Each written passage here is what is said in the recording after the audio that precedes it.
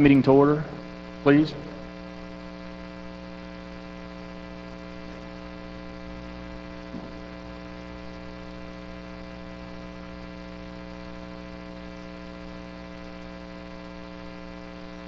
Okay, we're calling the meeting to order. It's the Committee of the Whole, Finance Committee of the Whole agenda. It's a bunch of stuff here.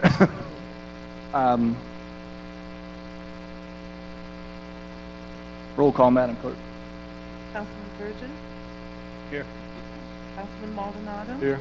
Councilman Williams. Here. Councilwoman Fairclough. Here. Councilwoman Waldman. Here. Vice Mayor Shelley. Here. Mayor Porter. Here. If there's no problem from the council members, I'd like to move tab 13 forward. It's a waiver of fees. The gentleman needs to leave. Is there any problem moving 13 forward? Okay. Can we go to tab 13, please?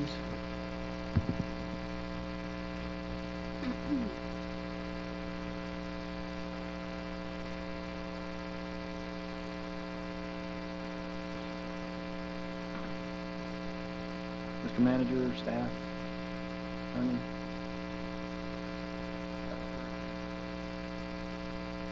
Waiver of fees for the use of the William F. Bill Dickinson Community Center. Is there a second? Okay, any report from staff, Mr. Manager? Mayor, the annual Run for Life is requesting Mayor and Council to authorize the City Manager to approve waiver of usage fees in the amount of $500 for the use of William F. Bill Dickinson Community Center Banquet Hall and Kitchen on February 8, 2014 to conduct their annual fundraising dinner to raise money for organizations that provide emergency shelters, crisis pregnancy centers, and maternity homes for mothers that have nowhere to go. According to the City's Code, Chapter 20, Section 20-11, fees and charges, the City Council sets fees and has the right to waive parks and recreation fees by majority vote. Are there any questions or comments from council? Any comment from the public?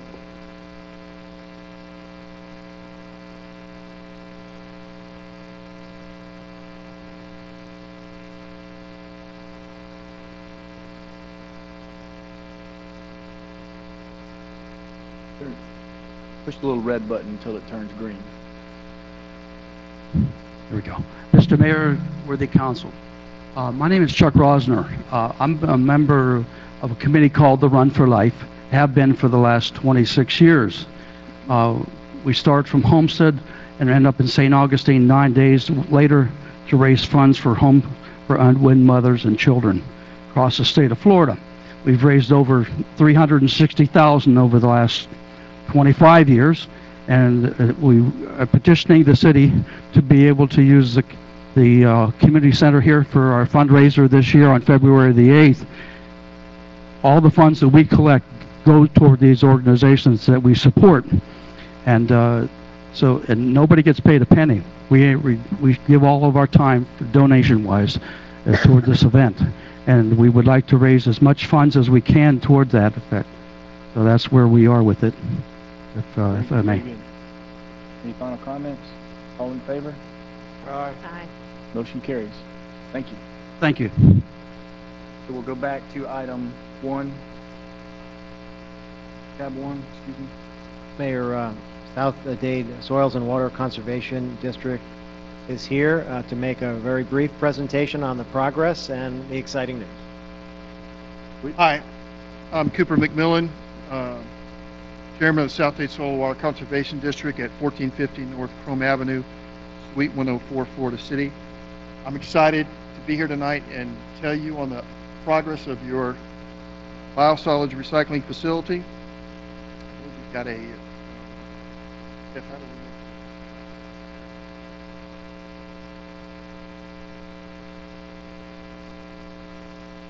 George just told me to keep this short and sweet, so here we go.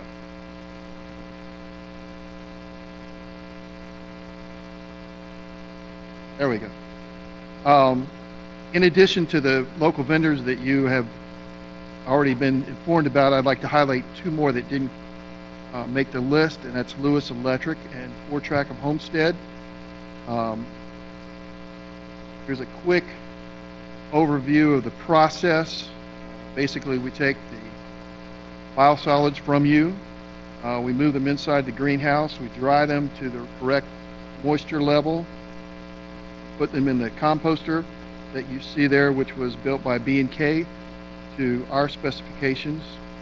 And we compost them according to FDEP standards, and then we either send them out in a bulk delivery to agriculture, or we bag them and process them that way.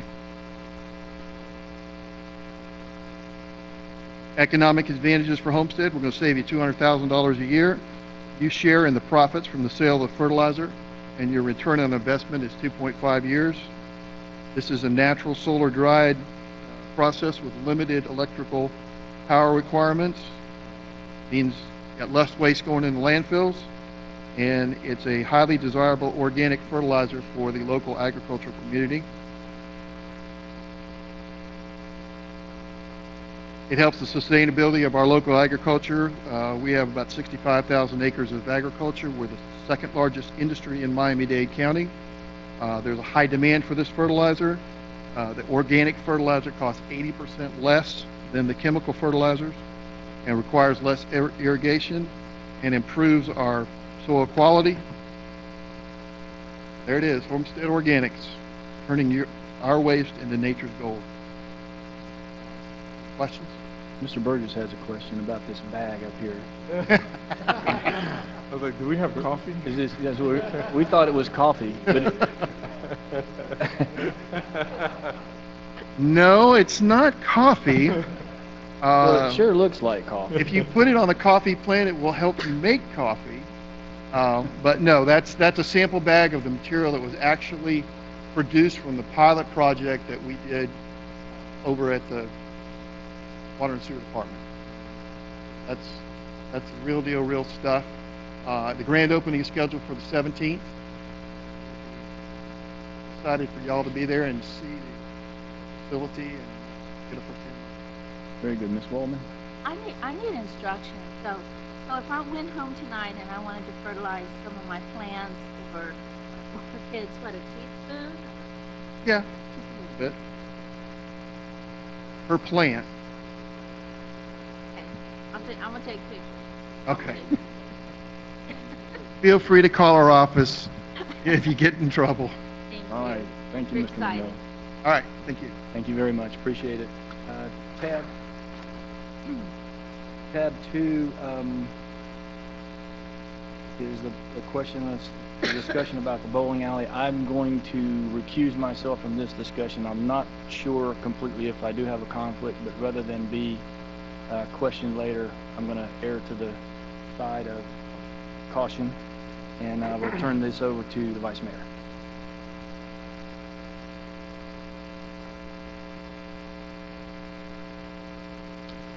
All right, tab 2, car 1037, staff report. Vice Mayor, at the October 8, 2013 Cal meeting, the council directed staff to initiate negotiations with Elite Real Estate Investments, LLC, for the sale of the bowling alley. Elite Real Estate Investments, LLC have agreed to the attached contract for the sale of the bowling alley. The summary of the contract terms is attached as Exhibit 1. The contract is attached as Exhibit 2. Staff is seeking direction on the attached proposal contract from Elite Real Estate Investments, LLC, for the sale of the bowling alley. And if you'd like, I can read the terms, or the only outstanding item here is that assuming the council tonight is comfortable with this, we're going to ask the applicant for all their disclosure information and for background checks and all the things we want to do before you vote on the contract at the council meeting. Does the council, would they like him to summarize the term sheet at all? If you would, please. Sure. Following is a summary of the key terms and provisions of the proposed purchase and sale agreement between the City of Homestead as seller, and City and Elite Real Estate Investment as purchaser for the Homestead bowling alley, the property. The purchase price is $500,000 payable in immediate available funds at closing. The deposit terms are $15,000 non-refundable deposit to be utilized to defray costs and expenses in negotiating transaction. Closing details are later of 100 days of the date of the agreement or the date the city is satisfied that the purchaser has $2.5 million available to fund renovation costs, but not later than 180 days after the date of the agreement. The purchaser will have 30 days to review and examine title and survey. Purchaser will have 90 days due diligence period with a termination right after the date the agreement is signed to conduct physical inspections of the property subject to indemnifying the city from any claims, providing liability insurance, and repairing any damage caused by its inspections. The property is to be sold in as-is, where-is condition. The purchaser is required to reopen the bowling alley fully refurbished with approximately $2.5 million of renovations to be in a condition comparable to strikes at Boca and Bird Bowl within 18 months after the closing date, subject only to extension for the duration of events constituting force majeure or delays in reviewing plans and proving properly completed work by the building department. Failure to timely open in the required condition will result in a $2,500 per day liquidated damage penalty until the date of reopening and the required condition. Purchaser is required to continuously operate as a bowling and family entertainment center, having no less than 32 operating bowling lanes available for tournaments, leagues, and general public use on a 7-day-a-week, 52-week-a-year basis for not less than 8 years after the reopening date, subject only to necessary closures for routine maintenance and during the duration of events constituting a force majeure. Failure to operate during the operating term will result in a $2,500 per day liquidated damage penalty until reopening. There's also a personal guarantee requirement. The purchaser's principal, Dr. Carlos Sanchez, is to provide a personal guarantee to timely complete the required renovations in an amount not less than $2.5 million. There's a letter of credit provision. The personal guarantee of Dr. Carlos Sanchez shall be further secured by an irrevocable letter of credit in the amount of $500,000 from a commercial lender in the event the city determines after its review upon certified financial statements of both the purchaser and Dr. Sanchez prior to the date of closing. The deed conveying the title to the purchaser shall contain a right of reverter, which will state that in the event the property is not operated as a bowling and family entertainment center during the operating term, the city may take the property back. There is a HUD disclosure as part of the agreement. The purchaser is responsible to comply with any continuing U.S. Department of Housing and Urban Development Community Development block grant requirements and to indemnify and hold the city harmless from any claims and expenses resulting from any violations thereof. There's a transfer fee provision that in the event the purchaser or the property is sold, transferred, or assigned to a third party during the operating term, a transfer fee of $525,000 shall be paid to the city.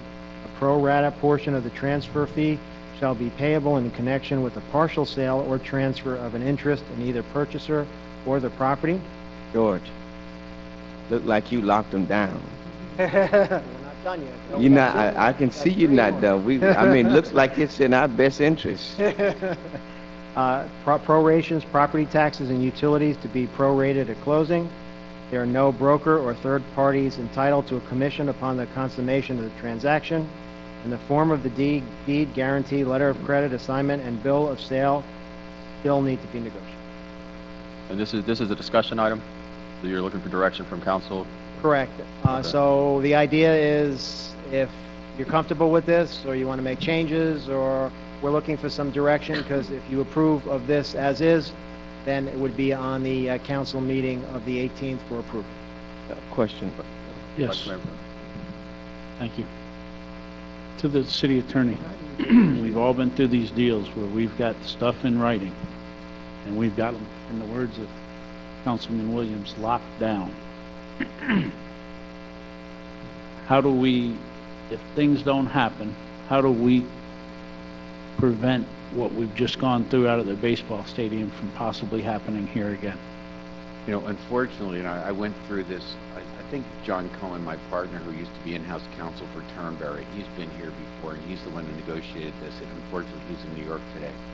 But I had this discussion with him, and he's the one who represented the city on this. I said, John, things don't always go the way we expect in Homestead. What do we do here? And the truth is that you end up in litigation. I mean, there's nothing to be, I mean, if we want the property back, we're going to end up in litigation. What we've tried to do is we have a personal guarantee from Dr. Sanchez that he's going to construct $2.5 million worth of improvements. That, we've never gotten that before. We have the possibility of a $500,000 letter of credit from a bank to secure these obligations. We have $2,500 per day liquidated damages.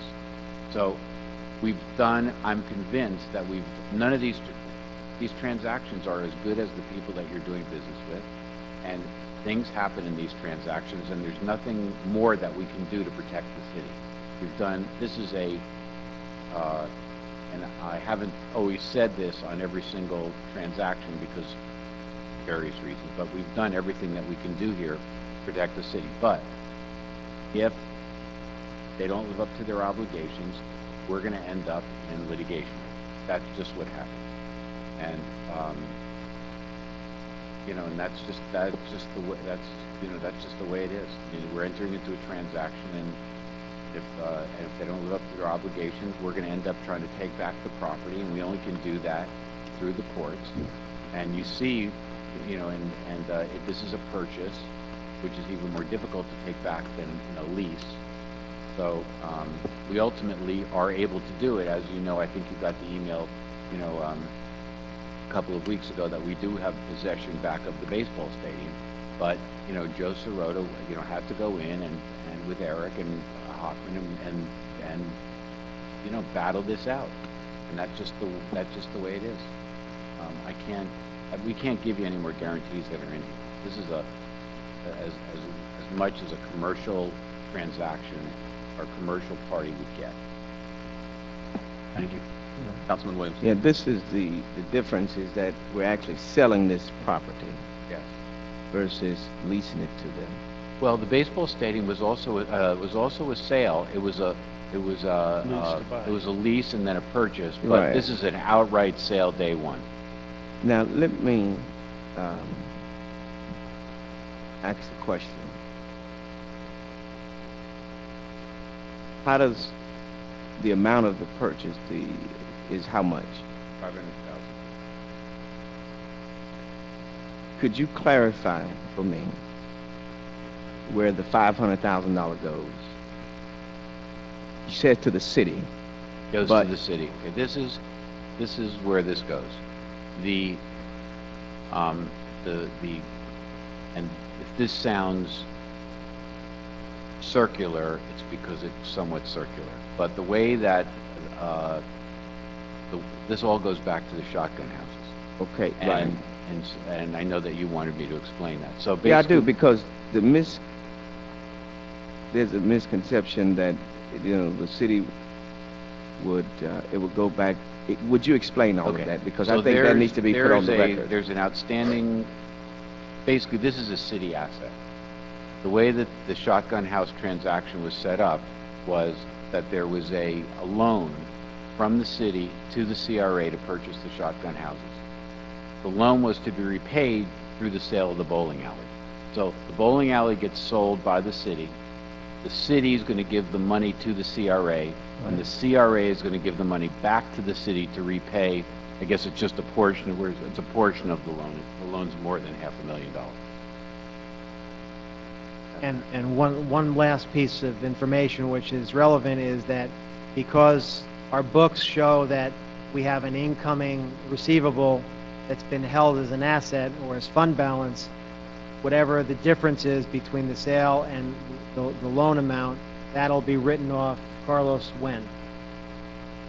As soon as the sale takes place, basically the difference will be an impact to the general fund. There'll be a reduction of the general fund's fund balance. So the It money will be was at never, a loss. Right, the money was never there. It was basically something that was owed to the city. It was paper. It's paper. So as an entry goes, it shows as $2 million as an expected asset. So once the finance people have reason to believe that we no longer will receive that, they have to transact exactly what they expect to receive, which would be the $500,000, and it would go from $2 million, it would go to $500,000. How would that impact, other than just on paper form? I mean, Well, it because reduces your fund balance by 1.5 million. that we never had anyway, And based on just the asset, it sitting there, but we never, the funny thing about fund balance is, over the years, the rules have required certain things. So there's certain numbers there that are not necessarily real money, but Right. they're reflected as real money, making certain assumptions. So if you assume that somebody owed you $2 million and you were getting that back, then you assume you had $2 million there. But at this point, if you sell it, you'll assume you're getting 500,000, not 2 million. follow-up question, Mr. Vice Mayor. Go ahead. Based on this contract, George, that you've worked with the attorneys, how do you feel about this? The first question is a policy question, which is, what do you want to do with the asset? I mean, We- in terms of the contract, how it's written. What we did was we followed direction, which was negotiate the best deal possible based on the policy decision of selling the property for $500,000 for a bowling alley. And in my estimation, once you get past that policy decision, then I don't think there's anything more that was possible that we could have achieved through the negotiation process based on the criteria that were set, which were $500,000 sale for bowling. So 8 years is extensive. And the terms here, the letter of credit, all the things that are in here, this is a belts and suspenders version, recognizing that nothing is foolproof, and there's several things that could happen. One is they could fail, in which case they're going to have to deal with that. Worst case scenario for us is that we get the property back, which was the appealing thing in the Lale deal as well, which was we felt that as long as we don't lose the property and we get something, we get it back, then that was fine.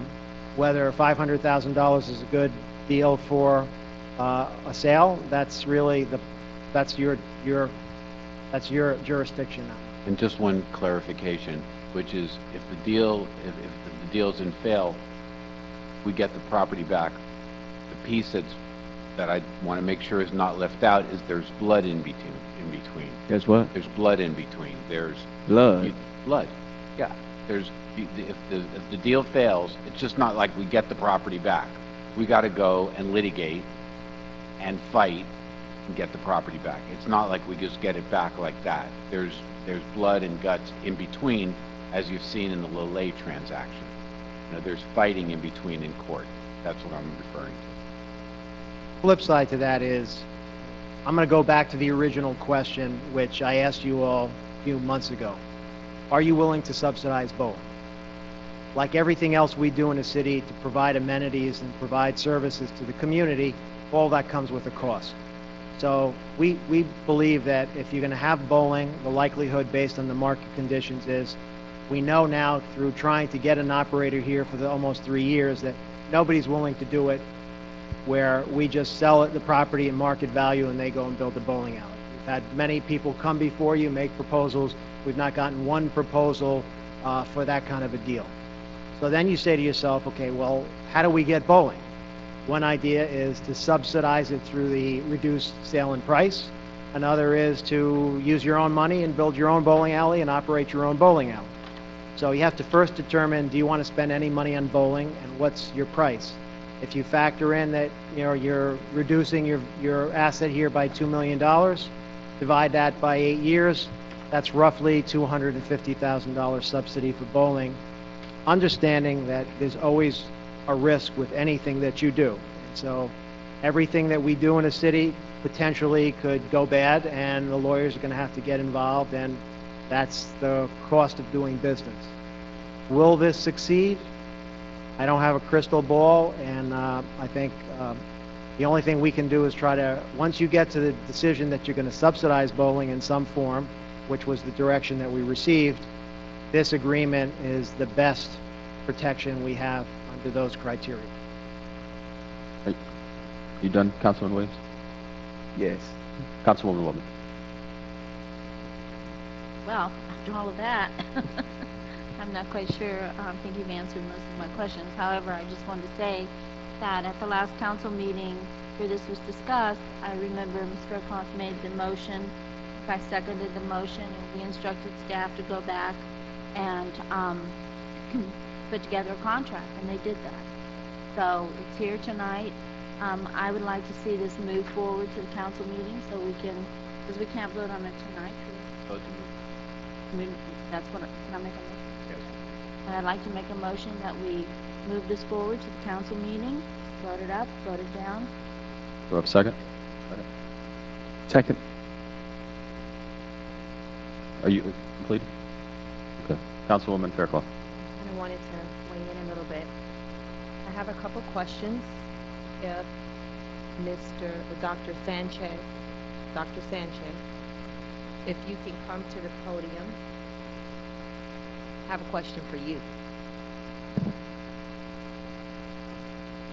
When Rock Enterprises, when they came before us wanting to purchase this property, we moved forward to allow them their due diligence period.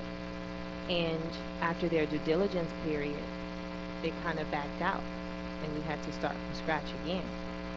Do you recognize what you're getting into? Definitely. Yes.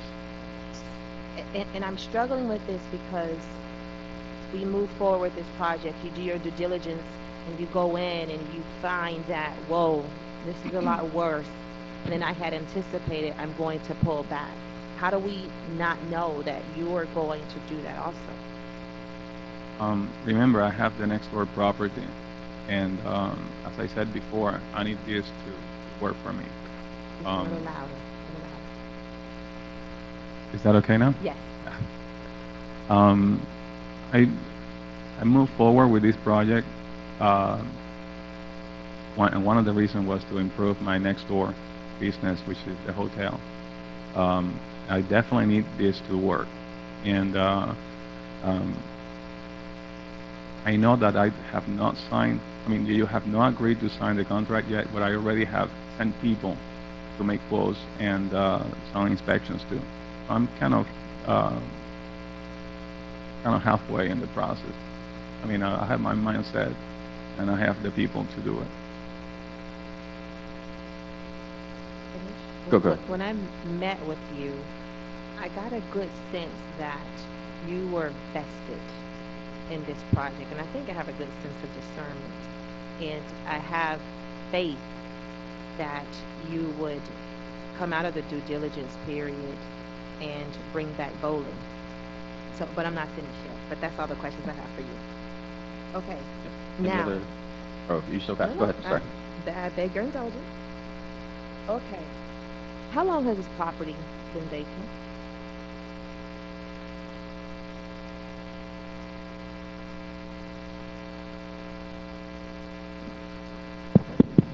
We believe since 2002. Okay. And how much is the property currently appraised at? 2.63 million, is that it? Correct. 2.63 million. Okay. So on April 18th in 2012, according to those minutes, this council unanimously agreed to move forward with Rock Enterprises to purchase a property for $500,000, $25,000 deposit, 5-year deed restriction, minimum of 40 lanes, and it was unanimous approval. So I'm comparing and contrasting the two contracts, and with Elite, you're proposing $500,000, $15,000 deposit with a $2.5 million minimally investment into the refurbishing of this site. Was there a clause or stipulation in the proposal from Rock Enterprises that would kind of force them to invest that amount of money in this building? I don't have the Rock proposal in front of me, but remember with the Rock proposal, there was never a contract. Right. Yeah, all there was a proposal Right. from them, and I don't recall whether there was any particular capital investment included in their proposal. Right, I didn't see it either, but I thought it was reasonable. Okay, and where I'm going with this is, I'm huge on quality of life, And I feel that as a city, we have to move forward with providing amenities to our constituents to allow them to stay in the city as opposed to going out of the city. But with that, I feel that we are responsible for making sure that there are safeguards in place to protect the city's assets. And when I look at this contract, there are some stipulations in there. And if you're that motivated and invested in this project enough to adhere to these stipulations, then I am comfortable with what is before me, because what was before us on April 18th was not near as strong and as stringent as what's before us now. And that was a unanimous approval with the clause that Councilman Shelley mentioned, and it's in the minutes if you want to look at it. So I am going to move forward with allowing this project to move to the council meeting. Thank you. Any other comments from council? Councilwoman Woolman. Yes, I just wanted to weigh in with Ms. Faircloth, and that is that when that appraisal was done, and I've said this over and over and over, that appraisal was done with no restrictions. And this property is constricted because we want it to be for entertainment purposes. So the dollar amount that you hear, and what was it, 2.6 million? You can't compare apples to apples, because you've got a banana and you got an apple. Because the property that we're selling is restricted, and it's restricted for entertainment, and which the council wanted to have a bowling alley.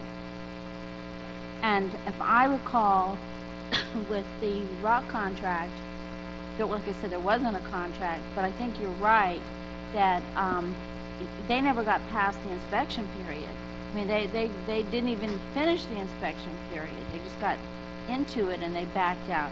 But I want to say thank you, Dr. Sanchez, because you've given them something that I don't remember ever having as far as a contract with personal guarantee. You do have an investment right next door, which you put a lot of money into, and I don't know how much you paid for it, but I know you've got a lot of money into it. And that speaks volumes to me. So I would like to see this move forward. I know there are people here tonight that I've heard that want to discuss things, but I don't think that's right. I mean, I think we should either vote this contract up or down. And I use an analogy, and it's going to sound silly to a lot of you, but you don't invite somebody to the prom as tall, dark, and handsome, and then say, well, don't give me that corsage yet, because I want to make sure I don't get any better offers, because we've already entered into a contract with you. So that's my personal opinion. I just don't think that's fair. So I'd like to see it move to the council meeting, and if it's voted down, then we listen to other proposals. Any other comments from council? Okay.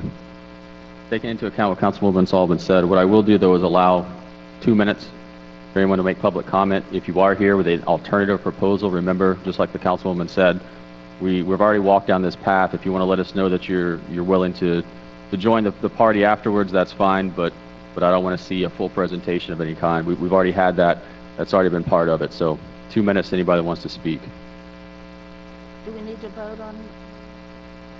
No, after. Strict 2 minutes at that.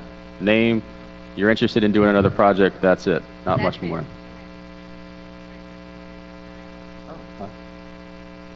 Good. Because we got.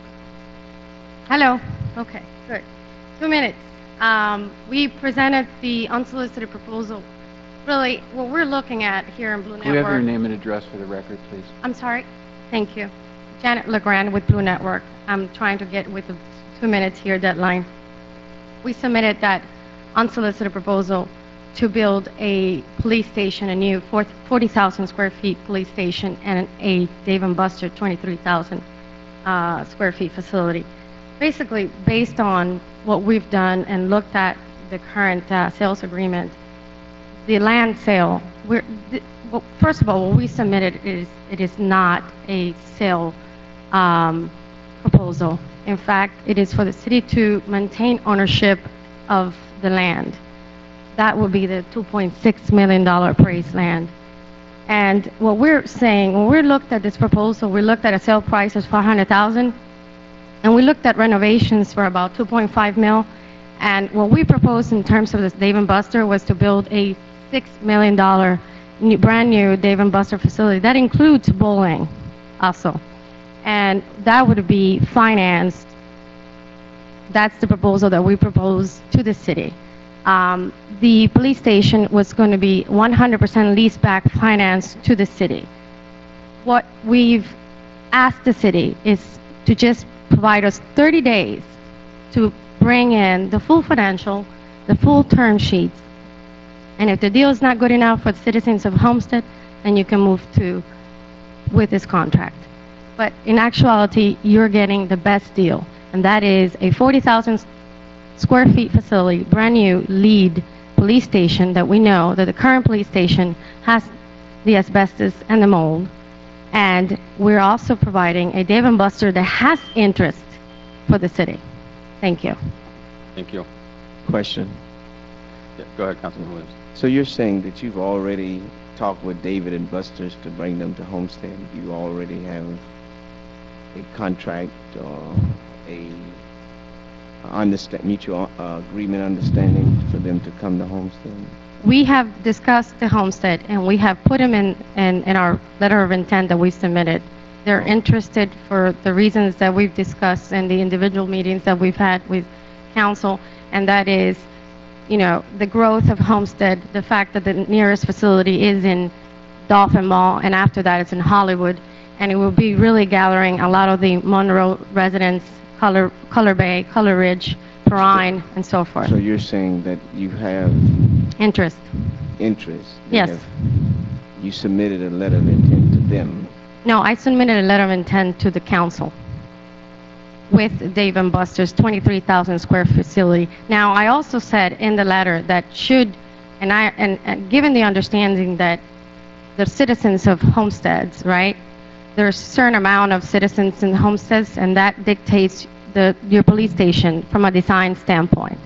So we recognize that between 55,000 square feet to 60,000 square feet should be your police station facility. We also said in the letter that should you grow to the 40, to increase, in other words, a bigger facility police station, that we will be glad to put the Dave & Buster's in another property. So you would put David & Buster's and the police department on the same piece of property? No, it's essentially you will have, since they're both on frontage road or US 1, we will have setbacks. We have to comply with Homeland Security for setbacks in the police station. So the police station will be on the end of that property, while the Dave & Buster will be more frontage, and it will have its setbacks and security perimeter, etc. Oh, okay. So the two properties won't be in conflict as long as we keep a 23,000 square feet entertainment venue and a 40,000 square feet police station. Should you increase the police station, which we will be honoring the 100% financing to the city of Homestead, whether it's 40,000 or 60,000 square feet, we can also put the Dave & Buster in another property. Oh, okay. Thank you. Thank you. Any more Thank you. questions? No, thank you. Thank you. Any other? Go ahead. Good evening. My name is Noel Tarek. I represent Allen Investment, LLC. I know the bowling alley very well since 2006 when I came and visit. And we had the intention long time ago to place an indoor soccer field and all the type of sport complex, including activity for the family. The economy didn't help us, but we did continue investing in Miami. We invest in Homestead, and what we would like to do, we place a letter of intent today in a hurry. I believe that you have it. What we'd like to do is have a great sport complex, recreational center in the location. We also would like to place activity for children, for single mom, for family. What we would like to do is also we believe that every children who have his birthday can enjoy the place, and we would like to give a free activity for the person, for every children in Homestead. If it's 30 children has the right to have the recreational, the entire facility at free of charge to them. We place an offer. You have the letter of intent. I came 3 months ago to look again and I brought with me 3 professional soccer players. We were in the belief that the property was already sold it. We did not make any move, and we were directing our look to another location. And then I received a call from France and asked me to look what's happening. And we find out the property wasn't sold, so that's why today in a hurry we came in and we'd like to make the best offer we can. Thank you very much. Thank you. Mr. President. Any other public comments?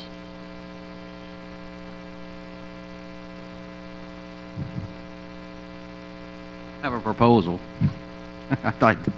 I'm tapped out. Kevin Pedersen, 29430 Southwest 172 Avenue. And I just wanted to, I just didn't feel comfortable at all not saying something. And just as a taxpayer in the city of Homestead who just paid his $9,000 tax the other day, property taxes. It was due this end of this month, right? You get the discount? Anyway, listen, it's the taxpayers' money. And I hope that the citizens of Homestead understand that they are paying $250,000 a year for 8 years minimum to have bowling. Now, if it's worth it to them for that, fine. We talk about needing police officers. We talk about needing other things.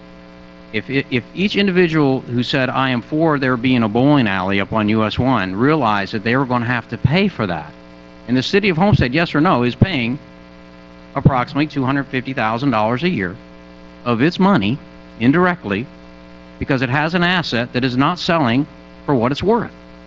And this is because we've made a decision as leadership to say we only want to sell this property so that there can be a bowling alley there. We're never going to let the free market come in here and make a decision. We're never going to let anybody come in and develop it into anything else. We're just going to have a bowling alley, Katie bar the door, and that means we're going to sell it for $500,000 when it's worth over 2.5. So we're going to pay $250,000 a year out of tax dollars to have a bowling alley. That's the facts. That's the reality.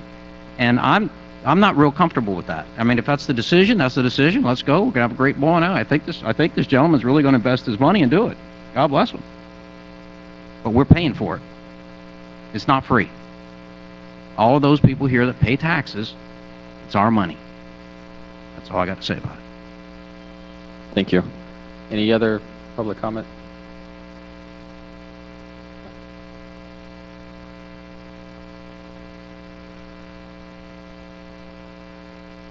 Hi, William Tebow, 2835 Fairways Drive.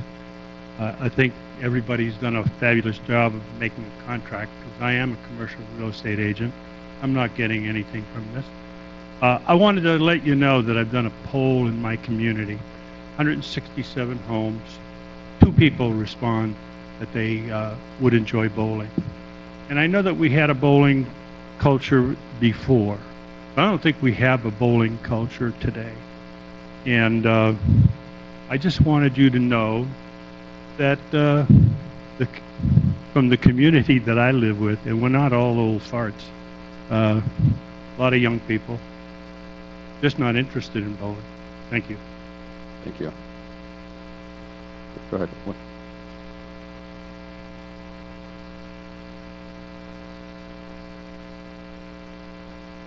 My name's Steve Shiver.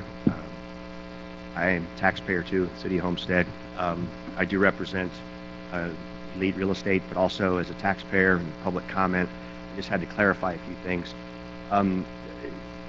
Mr. Pedersen pointed out that we're just making this decision willy-nilly, so to speak. Well, it's been vacant, as your folks said, since 2002. So that's 12 years, my math is right. That it's been sitting there for the market to come forward and make this miraculous purchase for $2.6 million. And that's never happened, not once. In fact, as Councilwoman McCormick pointed out, the contracts before you that this council unanimously approved didn't have the substance that you have before you in this contract. And so 2 months ago, we were directed to work with your staff in preparing the strongest contract that we could to protect the city and as well allow an investor to move forward with a viable project. And what you have before you today are personal guarantees, which you've never had before you. You didn't have that with negotiating, and I know because I was sitting there negotiating with NASCAR for the motorsports complex. You had no personal guarantee. So, I mean, you've never had that. So if there's anybody in this room that has put their money where their mouth is, it's Dr. Carlos Sanchez, who's sitting in this audience. So as we do surveys and other things that my phone's been ringing off the hook about jobs and ready to go. And one other misconception is you're subsidizing bowling only. If you'll remember, part of that contract says it's going to be substantially to the form, which includes restaurant. It's a full family recreational facility. So it's a little bit more involved than what some would like you to hear in sound bites in the newspaper. So, thank you. Thank you. Any last comments? Okay. I just want to make a comment myself, and I'll reopen it up to council, and we can vote. For me, I think that staff has done a fantastic job with negotiating the terms that were left to be negotiated. I want to thank Elite and the applicant for conceding some of these points and conceding some of these restrictions that have been placed on you. It does show you that you have a commitment to this project and to the bowling alley. Now, with that being said, I won't be supporting or voting for it, but it's not because I don't think that the contract has been negotiated well. It's just that I don't agree with the deal as a whole. I really think that this should be opened back up without the restrictions and see if we can receive more money, see if we can see a different use. But given the restrictions and given the contract, I do want to commend staff for their hard work and effort. And with that, any other comments from my colleagues? Councilwoman Waldman. I just want to say that for those of you who are getting up and speaking in favor of a project, you need to be a lobbyist, a registered lobbyist. And Dr. Sanchez, that means you too. If you're speaking in favor of your project and you all need to be lobbyists, with the exception of the taxpayers who are just getting up and making a general statement. So I just want to make sure that you see the city clerk before the next council meeting and that you are legal. Okay? If you don't understand what I mean, the clerk will be happy to explain it to you. But we sit here with a list of registered lobbyists, and many of you are not that spoke tonight. Okay? Thank you, Vice Mayor. I have a question. Councilwoman. Procedurally to what you've said, Councilwoman Waldman, does that include if, for instance, Councilwoman McCormick asks the person to come up to answer a question? I clarified that with the attorney, So, and the answer is yes. Explain that then if a person is called up by a council person to have questions answered, how does that work, Richard? A lobbyist is defined as anyone who seeks to advocate a particular matter in front that with staff or with the council that's ultimately going to come in front of the council. So I would check with the ethics commissioner, with Robert Myers, if it's sort of they're not seeking to advocate anything, they're sort of in the audience. They probably don't need to register as a lobbyist. But if somebody is doing business with the city and they've negotiated with the city, if they've spoken with the city, they need to register. If they're, Right, no, what I'm trying to get clarity on is if a person is called up. I understand. Yeah. If a person is called up to answer a question about my guess is that they don't have to register, but if they've engaged in negotiations with staff prior to that time, they should have registered. Mm-hmm. And if I can certainly clarify that with Robert Myers. Yeah. I might ask the question, Vice Mayor, at the top of your question, because I want to make sure I understood. When Dr. Sanchez, and I'm not picking on you, Dr. Sanchez, trust me, but during these last meetings, when you stood at the podium, you have initiated, conversation with us. So I'm just saying, I would feel better if you were registered. And also, for the record, they have interacted with staff as well on this project, so I would say the safest thing for them to do is to register. Councilman Williams makes a good point about another case where somebody is just called up. I think we're going to need some clarity on that, but in their case, I would say there's no question they've been interacting with staff and council members, so just in the abundance of caution, they should just register and be done with it. I'm looking at the definition of lobbyist in the code, and I think probably if they are if they're volunteered, you know, if someone, they're just sort of pulled out of the audience to answer a question, they probably don't come in within the definition because they don't seek to encourage the passage, defeat, or modification of something coming in front of the. But if they come up and then they start advocating, then they flip into a lobbyist. If they're just answering the question. But more people should be registering here than are registered. And people are under the impression that a principal doesn't need to register. They do. You know, the clerk has the definition of lobbyist. And again, it's not for the council really to enforce. It's really for the ethics commission. We're really doing it for the purpose of trying to protect people that are doing business with us so they don't get into trouble and are not banned from lobbying, which is what the penalties are in addition to other penalties. So when I see someone not registered, a lot of times you'll see me go down into the audience. If I know that they're not registered, I'll suggest to them that they need to register, but obviously I don't catch them. Thank you. If we have no further comments for council, we'll call the roll on the motion made by Councilwoman Waldman. Councilman Williams? Yes. Councilwoman Fairclough? Yes. Councilwoman Woolman? Yes. Councilman Burgess? No. Councilman Maldonado? Yes. Vice Mayor Shelley? No. Motion carries. Tab 3, car 972. I was going to make a suggestion, which I've just, with the manager and I have been talking about. I don't know whether any of the items, the rest of the items, anyone has questions about. But if you don't have questions about them, they can all be moved onto the council agenda by one motion, and you're done. I don't mean to in any way cut the meeting short, but just to go through the staff recommendation when I know you've all read your agendas and know what's there, you can just do them in one motion. And my suggestion to the manager was that these type of routine items shouldn't even come to the COW to begin with. They should just appear on your regular agenda, on the consent agenda, and if you have a question about it, you can pull it off. We have one more discussion item, and then the rest are all, you're saying we could put the rest on after the discussion item as a bulk motion. Right, I was suggesting all the committee items, and right, we have one more discussion item. Right. Well, no, some stuff on here, Richard, needs to be discussed, and I think if we start endorsing it just to go straight there without any discussions on some of the items, But I was just suggesting as you an know, option. then yeah, I have a couple items. I'm not comfortable with that, you know, with that at all. But you know, I'm only one person. I think, you know, this is what the COW is for, to discuss these items that are in length so that we don't have any issues later on. But I had a couple items too I'd want to pull off to discuss, but we can maybe do them one by one and then see if there's any we can do bulk. Turn the meeting back over to the mayor. Yeah, we'll move on to the next tab, tab 3, the weed and seed item, staff report. Mayor, staff seeks direction from council on a proposed agreement with South Dade Weed and Seed for the use of Michael Williams Community Center for after-school and summer programs. The after-school program runs from 3 to 7 p.m. Monday through Friday, except holidays and teacher work days.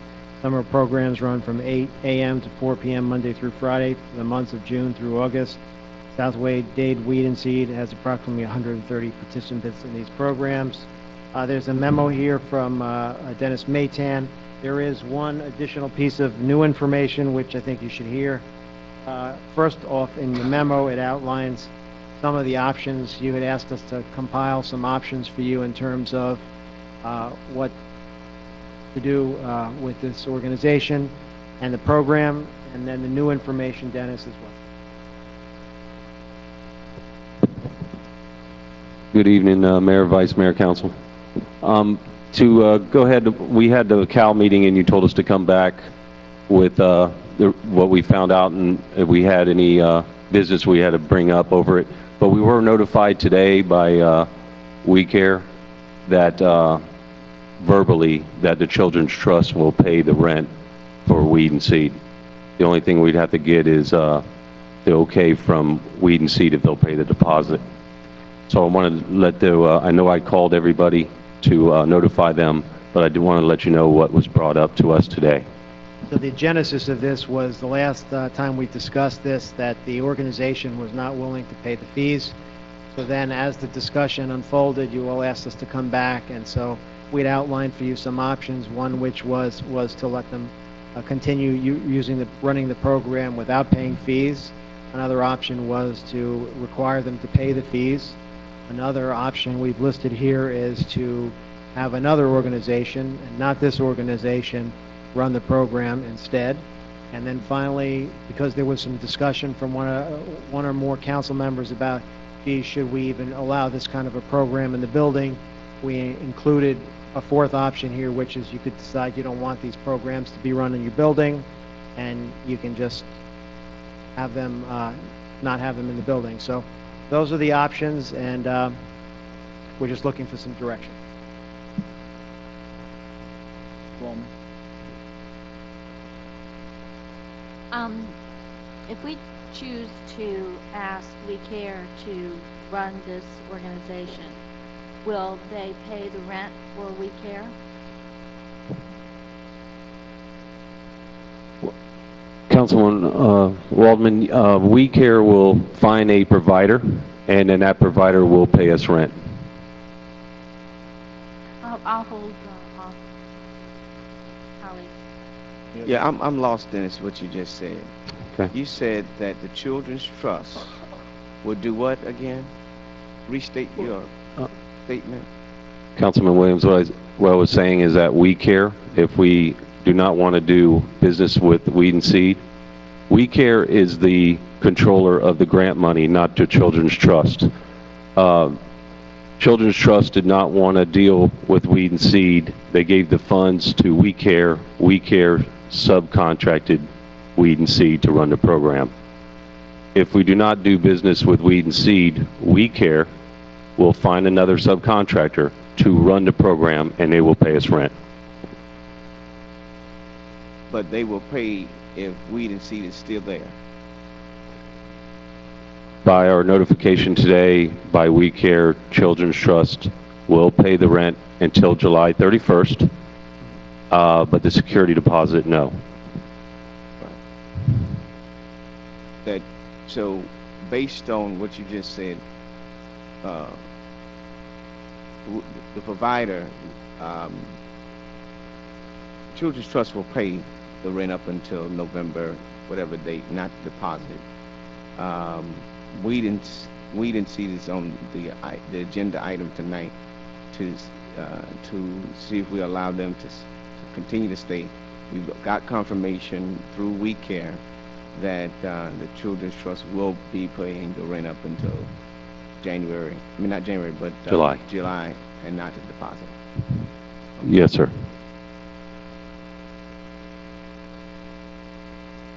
And what was the amount of the rent? Because we don't have that. The contract that we came up with Weed and Seed was $1,500 a month and a $1,000 deposit. And throughout other contracts within the city that provide programs such as this, how much of their rent? I did attach that to the car. If you see the 501Cs that we deal with, the kids programs with the baseball, soccer, the new one, the tennis, they pay us by our fees, and depending on how much of the time they use for the fields depends on how much money, but it usually averages around $2,000 to $3,000 for a season. That's only like 4 to 5 months. $3,000 a month, or for the season? For the season. That average about 4 to 5 months long. And how much, we're saying $1,500 a month, that adds up to how much? Dennis? Well, if you okay this decision tonight, it would be $9,000 till July 31st. So in essence, that's, what, 7 months, 8 months? 6 months, Councilman Williams. Also, to give you a little history, when I asked staff to look into, when we negotiated with Weed and Seed, I asked staff to come up with a price for Weed and Seed. If we went by the park fees and what areas they use of the community center, their bill would be $10,400 a month for all the space that they use, the historic, office space, computer space, and the whole banquet hall. So their fees would be $10,000 a month by our fees of Parks and Rec. So staff came out with, you know, if we started our own 501c and we went to Children's Trust today and said we wanted to start a daycare, we would have to rent a building, and you know, usually an average is $2,000 to $1,500 a month, and that's what we came up with to help out Weed and Seed. I'll reserve the rest of my comments. Anyone else? Matt, let me ask a question. How much competition is there for use of the space at FICO Williams? Are you turning away possible users by it being occupied for just this one event effort? Mayor, when we took over Parks and Rec from the police, and with our chairperson, we were visioning to bring programs to FICO Williams to make it more of a community center atmosphere.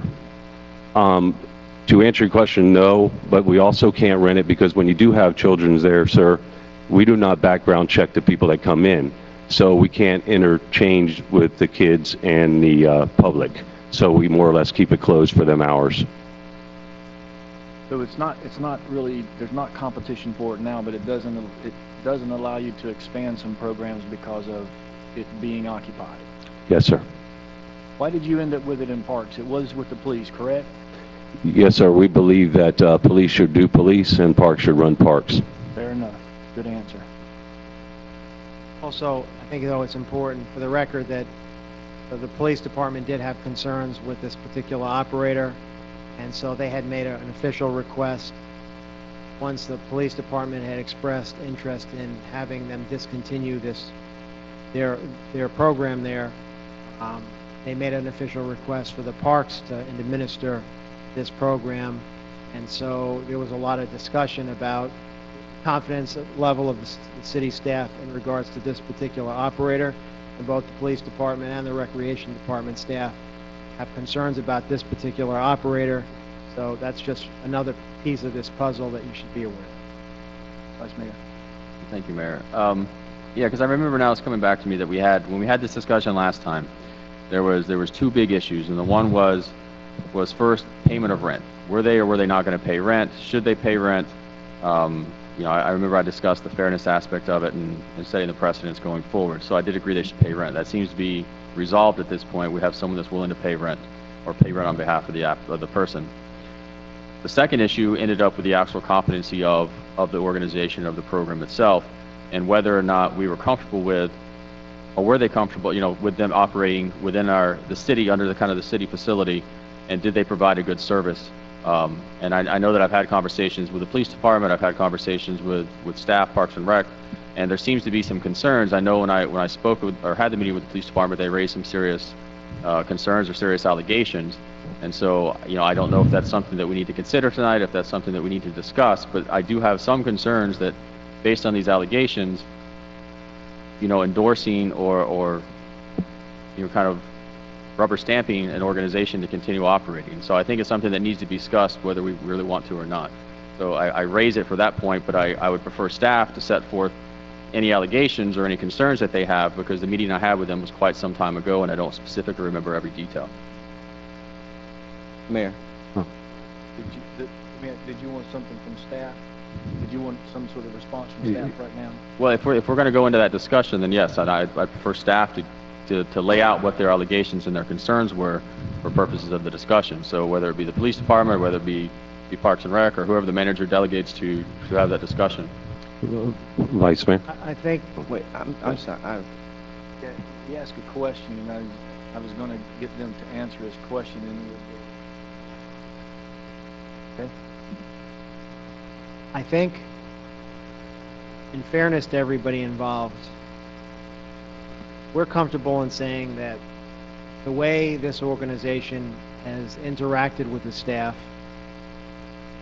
has not been a positive one. So the police department wasn't confident in their administrative abilities based on things that occurred, nor is the Parks Department comfortable. That being said, we really don't want to put anybody on trial tonight, and we don't feel that there's any, smoking gun beyond, we don't think that the staff has the confidence level that they should for an operation that's running in your building. That being said, if you have confidence in them and you want them to stay in the building, it certainly is your right to make that decision. But to get into, incidences and allegations, and we really don't, they're nice people, they care about kids,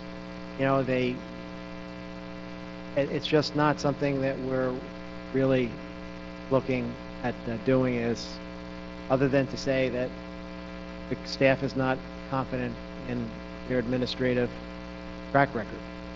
Does that answer your question? Yeah, I think good enough. My goal was just trying to figure out where staff was as far as comfort level, and was there issues that needed to be considered before making a vote. And it seems like, yes, there are some issues there that are, at least that from a staffing point of view, that need to be considered. So that answered my question. Thank you. And George, let me first say this, that I'm glad for what your comments have been, not to put persons on trial. It seems to be that's what lately we have been doing, putting people on trial and organizations on trial. And I hear my colleagues say that they talk to this person, they talk to staff, but have you talked to the parents?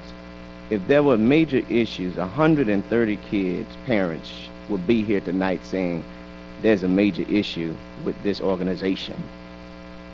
Is there a parent here tonight in the audience that says, I have some reservations about this program and that my kid attends?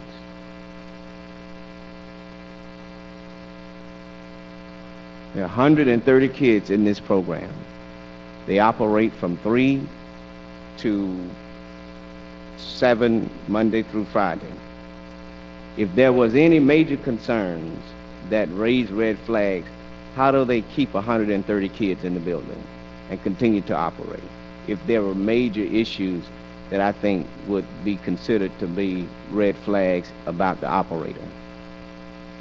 The question is, or discussion is, to go forward with what we see to be either rent subsidies for it, but when you're talking about a program, bringing other programs in, then it's what's your time frame of bringing another program in, or if that is the case, how does that work? You got to operate it. You've got 130 kids there every day between those hours. If the building was on fire and the parents were here saying something different, I probably have a different view at it, but I just don't see that. If it was questionable that they operated, that kids were in jeopardy, then if my son would not be a part of the program. If I felt, let me back up, my son is not a part of the program, let me put that on the record. But if I had a child that was in the program and there were issues or major concerns, my child wouldn't be in the program. Not 130 kids would still be in the program if there were major issues. That's just my feeling on it. And we've been going back over for this almost a year now. And the program is obviously a success. Otherwise, they would not continue to get pass-through funding to operate. So now that the trust has said that they will pay the rent up until July, and even with the same provider being in place, tells me a lot too. That if they had major concerns, then they would not. They would want to switch the provider and not pay the rent to allow this provider to even be a part of the rent subsidy that they're going to provide. But because I've not seen any objections from the trust, that because they're going to pay the rent up until to July for this provider or any other provider, that clarified for me issues that the trust is obviously satisfied with Weed and Seed in some point. Otherwise, they would not be considering to pay rent subsidies for this particular organization. That's just the reality of it for me or any other provider. And since it is Weed and Seed, and they know that Weed and Seed is still in the building, they offer to pay the amount of money for rent, knowing that, I guess I don't get where we're at with trying to find another provider if they had any issues with it. I think it's safe to say that some people may have a different view of this program than our staff. I can tell you that the staff feels more confident in another organization coming in based on what they've seen, at least the police department over the years, and certainly the parks staff. That being said, you know, even in a school district, some could argue about class size and supervision, how many teachers per student, and, you know, these are all debatable issues. I think your staff has an obligation to say, well, this is what we see and this is what we're comfortable or not comfortable with. But also we recognize that, you know, reasonable people can sometimes disagree. And so, you know, the best we can do is say your staff is not confident in this particular operator. On the other hand, obviously the funding agent is willing to pay the rent. And so that's on the one hand. On the other hand, and ultimately it's your decision to make.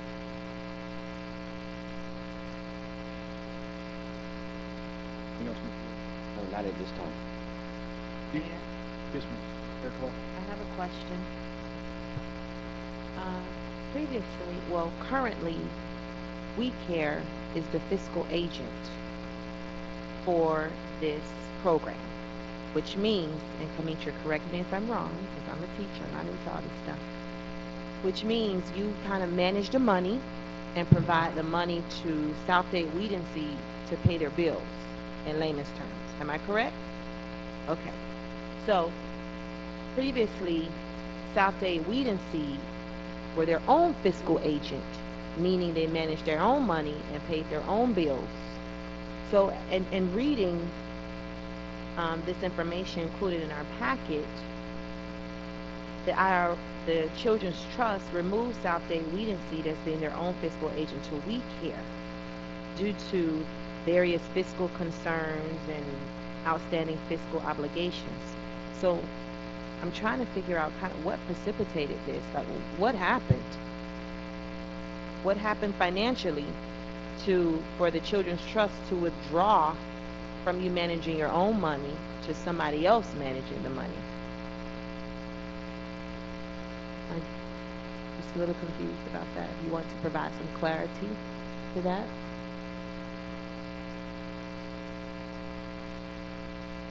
Whoever can answer it.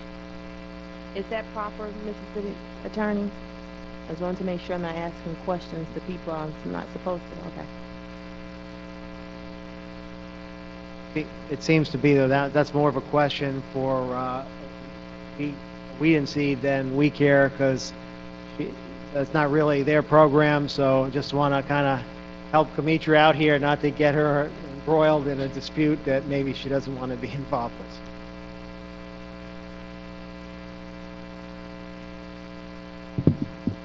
Hi, I'm Robin Wright, Executive Director of Southdale Weed and Seed.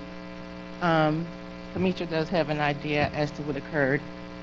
South Day Weed and Seed, we had some fiscal problems from a previous grant that we did with another agency under the Our Kids grant, and we had some back payroll tax issues that we are still working out with the IRS.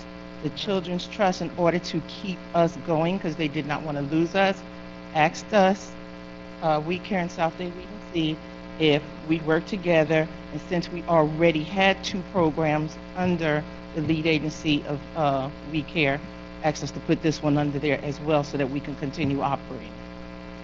So it wasn't the fact that they were trying to take away from us, they were trying to keep us going. So they asked We Care, would they go ahead and accept this one as well? May I continue? My allegiance is to the 126 or 130 students in the program, and I would hate to see this amount of students displaced from an after-school program, because I recognize the value in these type of programs, particularly for inner city kids and latchkey children. So I think we need to come to a viable option that will not allow the 126 students to be adversely impacted. That's where I am with this. I don't want the kids to be out of a program. I want them to be serviced. How we arrive at that, we have to determine. But I don't feel it is in our best interest for the kids to have nowhere to go after school, because that would be disheartening. Now, we have, think, while we understand your position, because it's a policy issue, we've been reluctant to go that way because that's your decision to make.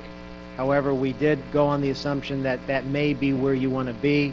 So we had extensive dialogue with everybody up this chain, and what we understand to be true is if in fact you opt not to have Weed and Seed in the building anymore, if Weed and Seed cannot find another location, then we have a commitment that We Care will find a provider to make sure that the kids aren't adversely affected.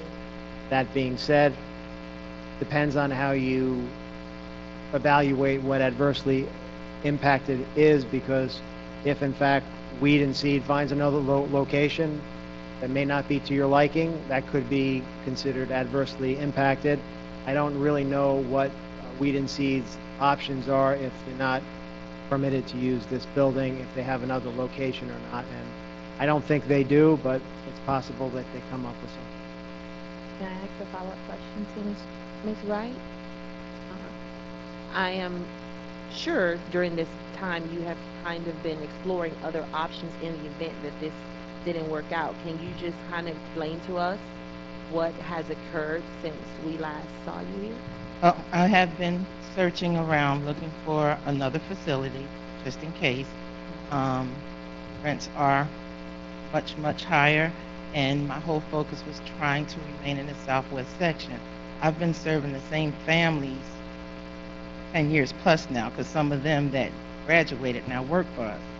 So it's a fact of moving. It's been difficult for me to try and focus on moving out of that area, you know, with serving these families over and over again. And don't know of, you know, we haven't had safety issues or problems with families, so I'm not sure what's what, because I have yet to be able to speak to anyone. So have you looked Yes, at I other have. facilities? Where have you looked? Florida City.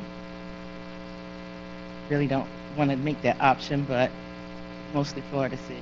When looking in Homestead, I haven't found any place large enough to hold after-school programs, especially being with safety conditions, an outside area for them to hold physical fitness, which is a requirement.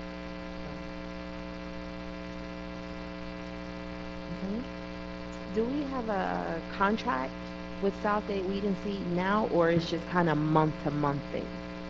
Right, there was no contract and hasn't been forever, right? I don't think the police had a contract with them because they were working with the SOS and the police department. When the police department notified me that they weren't going to extend with Weed and Seed, that's when I brought Weed and Seed over to my office to negotiate a contract with them, because I'm not affiliated with them.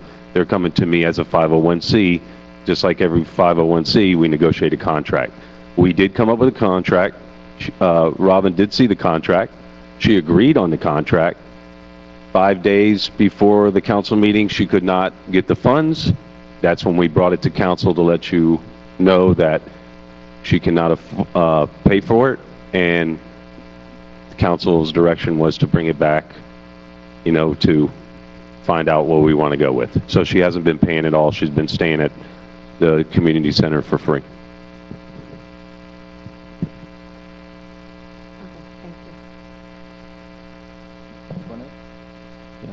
Question. And how long have they been staying for free at FICO Williams when it was under the police department? Chief, you want to take that one? This is my problem. How does one part of it is free based on another organization from the police department that was in control of the building to now the Parks and Recs department, still the same city, but yet now it's become an issue. So help me to understand. Sure. Help me to understand the rationale behind how could it be free for 10 years, Sure. and then this year they need to pay. Chronology of events. First, I can't explain why for a number of years they weren't paying anything and there was no contracts or approvals, but also over time the city had a history of being a little flexible when it came to those matters. But what happens at some point is the police department comes and says that they're not comfortable with her being an operator of the program anymore. So once that is brought to a head, then Ms. Wright sends us a letter saying, well, we understand that the police department is not comfortable with us, but would it be okay if the Parks Department becomes responsible for us? The way the Parks Department has, as all department heads have been instructed to conduct themselves, is if somebody's in the building, they're required to have some sort of a written agreement that comes to the council for approval. So since they were starting from scratch, that they went through the process that they put through everybody else, and ultimately it's your decision. So that's really the chronology of events here, with the other piece to this, which is the Parks Department is concerned about this organization as well, and given their choice, they'd be more comfortable with another operator, recognizing, of course, that ultimately it's your decision on who you allow in your buildings.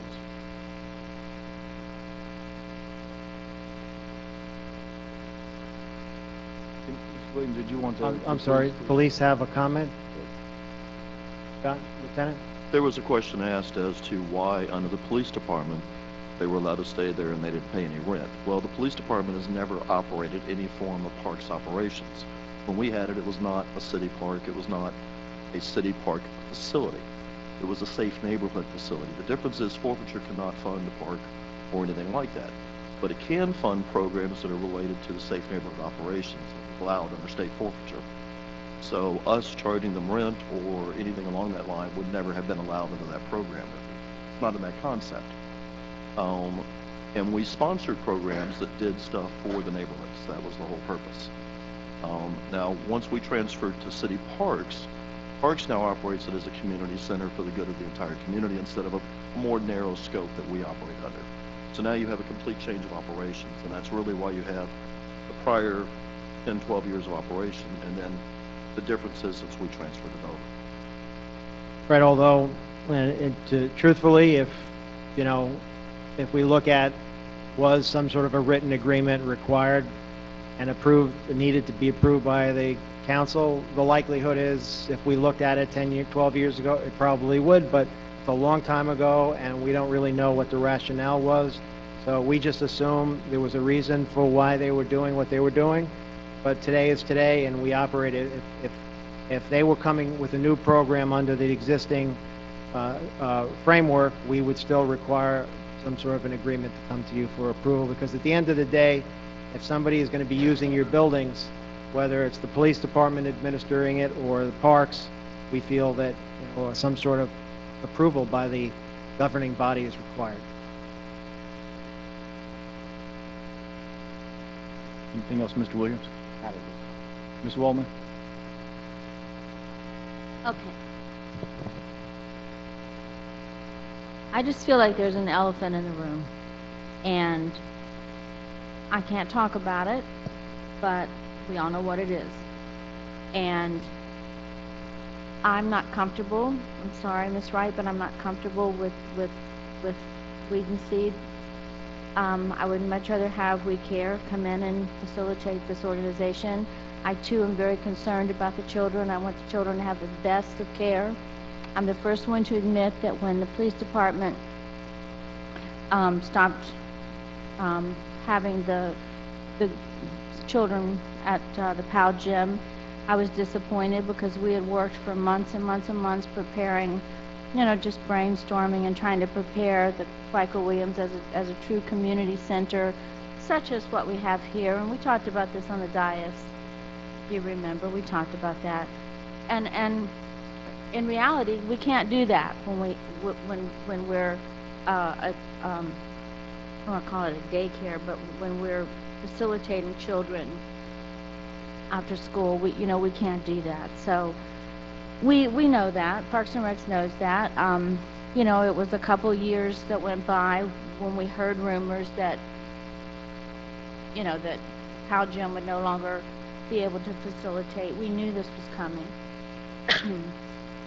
But without going into any detail, I'm just going to put it on the record that I would feel much more comfortable if We Care took over the program. Thank you. Let me just ask a couple of questions to the council. There was 4 questions asked by staff, and pretty much, can we eliminate the fact that whoever is there is not going to pay rent? I mean, is not going to be able to not pay rent. I guess that would be one question. Whoever's there is going to be responsible for some form of rent. And I guess one of the other questions was to evaluate the use of all of FICO Williams. It doesn't appear that either one of those questions really pertain any longer. I think the feeling is, at least what I'm hearing, I don't know, is there should be some rent charged, and the program should be allowed to stay. So we're down to 2 questions, and I'm paraphrasing. Is it Weed and Seed, or is it some other provider? Somebody clarify if I'm off track here. So if we're gonna go forward, can someone in the form of a motion pick one of those 2, and let's get a flavor of where the council feels about where they want to go, realizing that we don't want to disrupt the children. Maybe we should ask the question first is, if there is another provider chosen through this discussion, how much of a disruption is it going to be to this program of servicing the children? Can that be answered? I might have to turn that to Ms. Driver, because if you do go to direction of finding another provider, she would have to step in and she would have to tell you that. Okay. The way this would happen and what's before you is that if you all decide to not allow South Day Weed and Seed to continue operating in FICO Williams, then We Care, as the fiscal agent of that grant, will give South Day Weed and Seed an opportunity to find another location to serve those children. As in your memo, it's stated in there they would have 30 days to find another location.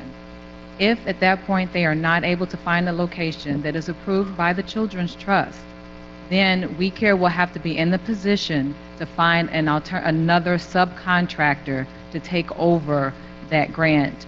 So that would mean that they would get the funds that South Day Weed and Seed is currently receiving to serve the same number of children, with preference to those children that are already being served under the current contract with that organization.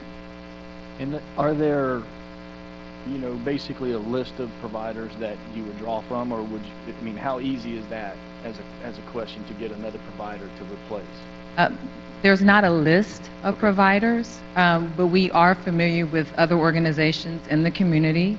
So we would draw upon our partnerships, and try to see who would be a viable option if South Day Weed and Seed is no longer able to continue operating the program because they can't find a facility. Okay, so we're, go ahead, Vice Mayor. I just had a question as far as the transition period, because I hear the days and the kind of the structural format of how it'll work, but actual stop, is there going to be a stopping of the programming for a day, for a week, for a month in which these kids won't have any place to go? Or can we make sure that can we find a way to structure this in such a way that if we make a transition, that it's at a time that's the least problematic or the least, something to that effect? That's my concern. I mean, how long are we talking about stopping programming? Or at all? If Weed and Seed is not able to find, after the 30 days and they're not able to find a suitable location and we have to get a different subcontractor? Yes, correct. That's difficult to say how long that would, because we have to take into consideration staffing. That organization would have to have the staffing. That staffing would have to have the training and qualifications in order to implement the program requirements. So it's really difficult to say how long that process would take. Now, if there were staff that were already trained and prepared and ready to go, then that would be a seamless process.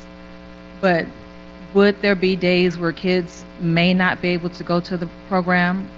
Possibly. That's a strong possibility. And for us, it's a concern as well, because we have to report attendance to the Children's Trust. We're reimbursed based upon attendance. So it would be in our best interest to not have any downtime for the kids. I'm sorry I can't give you guys a specific time frame of how soon that process could take place. I don't know. Okay, thank you. Yes, since you're up here, Ms. Travis, have you had any concerns dealing with Weed and Seed? Programmatically, no. And you're their fiscal agent at this current time? We're the fiscal agent, yes. And we've been in relationship with South Day Weed and Seed since 2003 for providing after-school services through the Children's Trust grant. Through the Children's Trust. And based on your relationship, have you had any unsettling feelings about the program? Does my opinion or yes, it does, because what they have just did today was put you on up here to speak for the integrity of the program. That is coming through your organization as a fiscal agent. I don't think I've been put here to speak onto the integrity of the program. But have you had any issues with the problematic with Weed and Seed and their program as the fiscal agent with you? Have we had a relationship that has been 100% roses every day? No. Have there been challenges? Of course, but that's within every partnership. You're going to have challenges. Absolutely. In your opinion,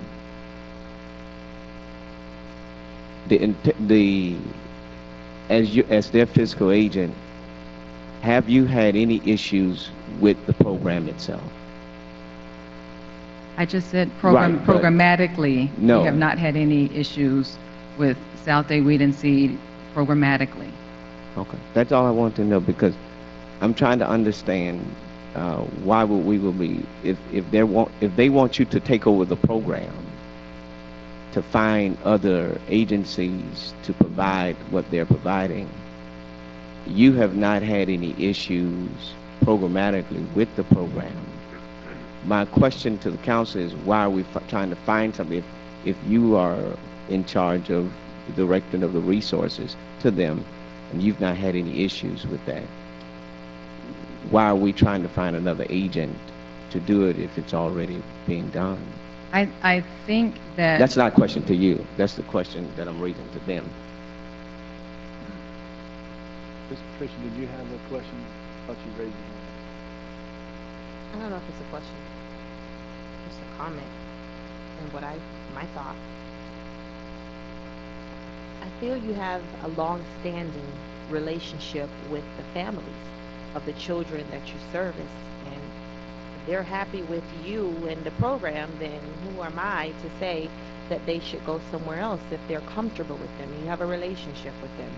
But I also feel that it may be a bad marriage, and it may place you in an uncomfortable situation being somewhere where you may not necessarily feel welcome, or they may not want you there because they don't feel comfortable with the quality of the services that you're providing with the students.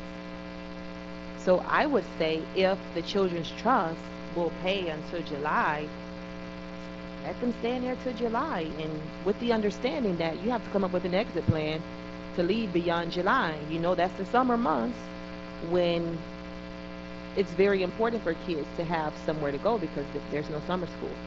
So I would say just to have that happy medium to allow them to stay there till July, let the Children's Trust pay the rent, and when that time comes, just know that you have to have somewhere else to go, or else you won't have a program. So that's what I just say in order to cut down the tension. Staff don't feel comfortable with you there. Why would you want to be somewhere where they're not comfortable with you there? So, that's my 2 cents. Yeah, thank you, Mayor. So it's kind of a compromise is what you're proposing. You're proposing that we essentially give them notice tonight that they will not be renewed after July, that we put a transition plan together between now and July so that we have the least amount of downtime as possible, but then starting in August or whatever, July 1st, whatever the time frame is, a new organization comes in and takes over under We Care. Is that what you're proposing? No, or? it's not under We Care. It'll still be under won't it still be under South Day Weed and Seed if they have a facility? Doesn't Right. matter where they are. But that's the problem. I guess that's my question is are we not just delaying the same discussion No, for 6 it's not months? a delay. After July 1st, then South Day Weed and Seed will no longer be operating in FICO Williams. That's what I'm proposing. Right, but then if South Day, I guess here's my problem, is that if South Day, the same problem they're running into now, if they don't have a location in which to go to, then the program ceases because it will no longer be funded. Is that correct? South Day Weed and Seed? Yes, South Day Weed and Seed. We will begin negotiating our contract. It's August 1st. We'll begin that negotiation process in around May, June, and that's when we will decide how we will move forward beginning August 1st. So the conversation will have to take place between Robin and myself to determine what is the plan. If she doesn't have a viable option for the kids to go in August, then we are back to where the option 3, that we will have to find another subcontractor. Right. But she will have the opportunity to try to find a location to provide services to these children. Right, and I'm okay with that possibility, but the thing is I want to make the decision tonight. I don't want it to just delay this thing so it becomes July. So if our decision is that what we are doing is we are giving South Day Weed and Seed ample time to find another location and therefore retain the funding, but knowing that if they don't find another location so that they can't retain the funding, then at that point in time, We Care would then enter into some other organization or contract with another organization to provide the same services, whether it's in our facility or otherwise. Is that what we're deciding? Okay, that's why I just want to make sure that we don't just kick the can. Ms. Walden? Again, I go back to, I understand the concept, and I applaud everyone for trying to find a viable answer. But, you know, what is that old saying? The first cut is the deepest. And I just think that they're going to be at FICO Williams. You know, they'll be there. If there is a transition, are there stipulations as to, I mean, what kind of staff has to be there with them until we turn over, until Children's Trust possibly turns everything over to another operator? Just to clarify, the Children's Trust won't have any say as to who's operating because they granted us the funds, and it's our funds to subcontract with whomever we feel can provide the best services. Okay. That makes it better. So, I forgot your question. Well, the question is, you know, we were talking about having the children be without, you know, the program for a period of time. You said that, you know, there's a strong possibility that there could be a lapse. Correct. Correct. I mean, based on current history, I just don't see July 31st being any different than it is now. I mean, it's been a long time now that we've been talking about this. And, I mean, I don't know that there's any easy answer. I know summertime is a busy time. I mean, if ever they need a place to be, they need a place to be in the summertime. And we want them to be, you know, have a happy atmosphere and be there in a safe environment all the time. So I appreciate the compromise suggestion, but I just can't. Okay, Vice Mayor, someone, we got two people talking the same conversation. Somebody make a motion that we can at least consider, and if that doesn't, then we're getting it down to one only. So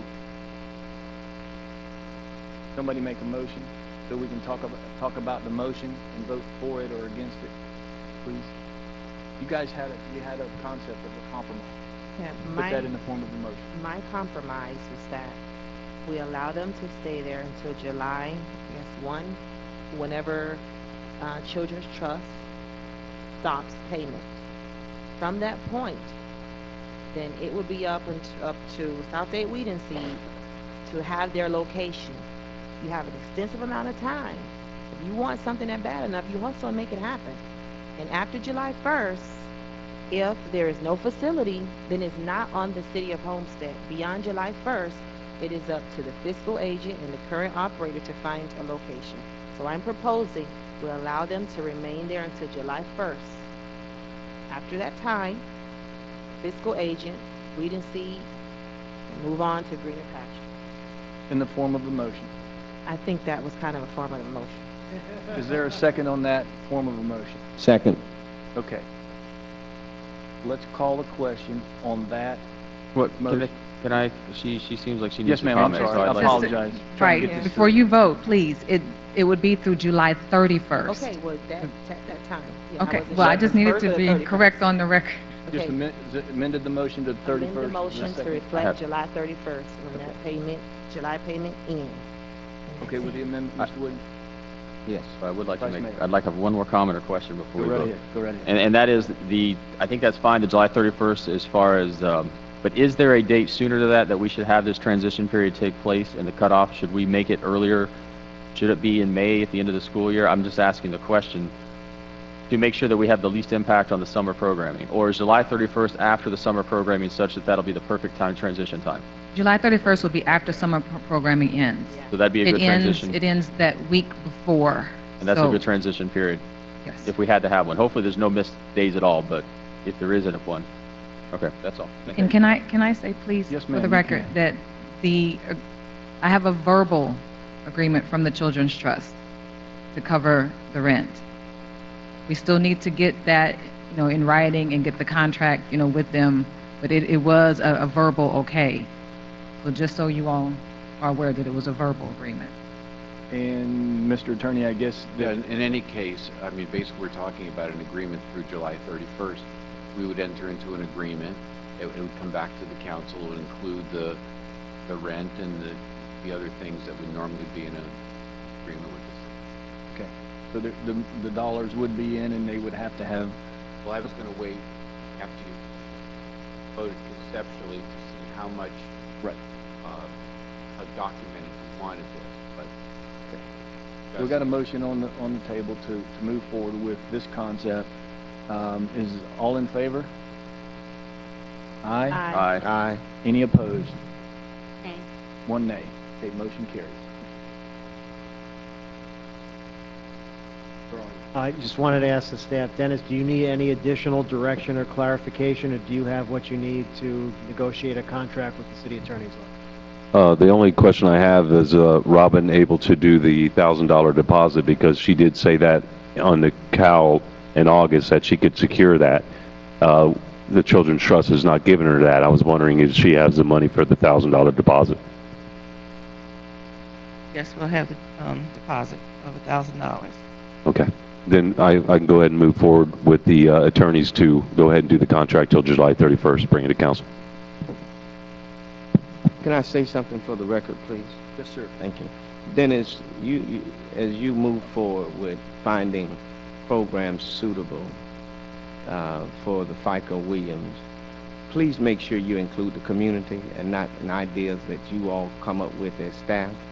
But there needs to be community engagement, and not what you think or the staff thinks, but what the people think that lives over there in that area. That's my only issue with this whole issue, is that I've not heard not one time that we said that we're going to include the people who live over there in that community to see what the hell they want. And I'm asking this council tonight, involve the Southwest community people who live over there and support that area. Every idea doesn't work in all places, in all communities. The building now is operable of renting for parties. What ideas are you going to bring to? I want to see significant report on an idea that you all are proposing, because I've not been included in it. Nobody's brought any ideas to me to say this is what we're going to propose to bring to the FICA Williams. And I'm at my point to where, you know, I sat here tonight and held a lot of stuff in. But if you're going to do this, you need to include the people who live over there, not just the staff plan. You need to have community meetings with the community residents and say, what would you like to have here in your community? That's my only issue with tonight, and how all of this has gone out. Because at the end of the day, it's the people who live over there that should have a voice in what they would like to see in their community. Now, my understanding of it is that the programs that thought to have in place are not in place, or ideas of persons that were there are not there anymore for whatever reason. So that community, the aesthetics of that community, the people, the culture is different. All I'm asking you to do is to bring back something that the community has good input in and say this is what we would like. Councilman Williams, I take your suggestions to heart, because I have to say for myself and my staff that we work very hard, and I did bring a lot to the community. The swimming pool contract, MDI for basketball. I'm not talking about that. I'm talking specifically about FICO Williams and asking the community. You've not had, when did you have a community forum? You did not have a community forum. I wasn't invited to it. All I'm saying is you need to have a community forum to where the people in that community get to raise ideas of what they would like to see. Because what I can tell you is I've not been approached by you to say this is what we got or this is what we would like to bring over there in absence of programs not being continued there. Well, Councilman Williams, when I brought the basketball, I did notify you at the Blakey Park opening. At the FICO Williams. I'm talking about FICO. Okay, well, sir. Don't mix. I'm talking about FICO Williams Community Center. That's all I'm talking about. I'm not talking about Ruby George Park. I'm talking about FICO Williams. Yes, sir. What we'll do is when our new programmer starts, he'll have some great ideas. We'll get with you and maybe the Southwest Committee, and we can bring up the ideas that we have for the community center. That's the best thing I heard you say today. But you're going to get involved with that community, the Southwest Advisory Board that was been established to talk about what the issues are that plague that community over there and what will be the best thing for that community center. You got it, sir. I want to make you 100% happy. Ms. Waldman? Well, I was just going to say we hadn't gotten that point, but we definitely have the town hall meetings on the program as to we will ask the community what they would like to see. We were waiting to find out what was going on with this situation first to see when it would be available. So certainly no one was eliminated or left out. We haven't even gotten to that point. There's a lot of community service. With respect, I think you're trying to do the right thing and continue to bring those questions to us as a council. We have to decide as a body. That's part of the discussion process. You don't always end up being 100% in agreement but that's the jobs that we do. So, So Mayor, what- if I yes. can just add one more thing, because I know this has been a long discussion, but just for the record, both the police department and the parks department, the easiest thing for them to have done here was just ignore their concerns.